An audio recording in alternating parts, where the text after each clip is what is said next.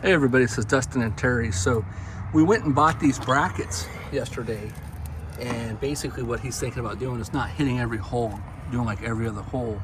But keep in mind, we're only going into a piece of 2x4 that we've planed down to fit in between that sandwich material. Yeah, just a piece of aluminum, then 2x.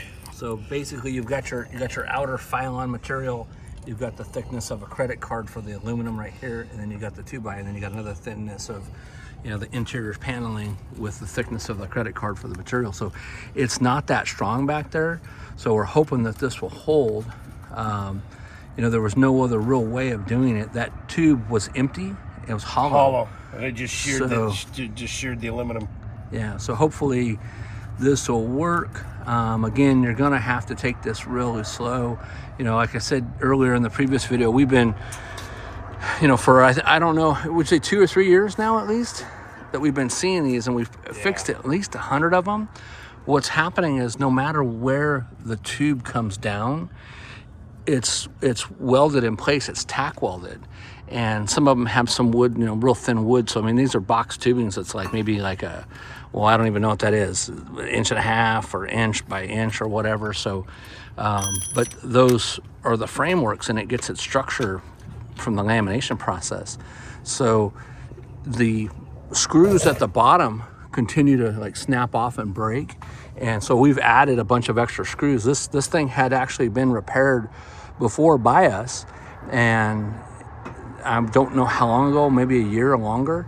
And, and again, we don't know if it's just from the rough roads or what, but it had pulled and bent. So all these brackets are now new again. It had bent and tweaked all these guys. And so Terry's gone around the best that he can do and use like steel brackets with rivets in there to hold everything back in place. It's physically impossible for you to get in here and weld this with aluminum welding. You'd have to take everything apart, probably even cut the wall, and then what are you gonna do? You're gonna have to cut the pipes out and then weld back on. There's no way to really do that. So it's just, part of the casualties of, owning an RV. So, I mean, it's damaged the frame on this, but this unit's almost 9 years old. And so again, we don't know, if it's from going in and out of stuff too rough or too hard. We did see that there's a rear couch back here, and the rear couch has been rubbing against the wall where the wall was actually moving. And then the length of this coach, this is a 30 or a ST38, I think. Yeah, ST38 4GK. And you can see the distance of where the axles are, right? So that's huge. That's such a long span. I mean, if anything, it almost should have been a triple axle coach. I mean, this guy is a big bad boy, right? So, I don't even know. I didn't measure it, but geez. Hey, Terry, do you got a tape measure handy? Yeah. I'm just curious if I hold the tape over the distance of the rear axle area, how long it is from there to the end of this. You got a tape here? Let me, I'll hold it and I'm just looking for a rough, just to gain, we'll say that's the center of the rear axle. Almost 13 feet. 13 feet?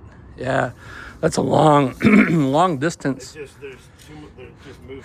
And even though the I-beam is massive on this guy, the I-beam is huge. What would you say, these I-beams are at least 12 inches? Yeah. Yeah, 1 footer. Yep.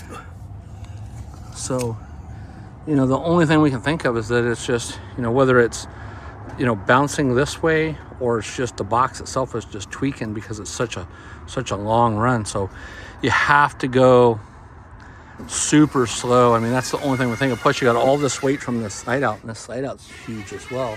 The slide out itself has got to be at least 13, 14 feet long.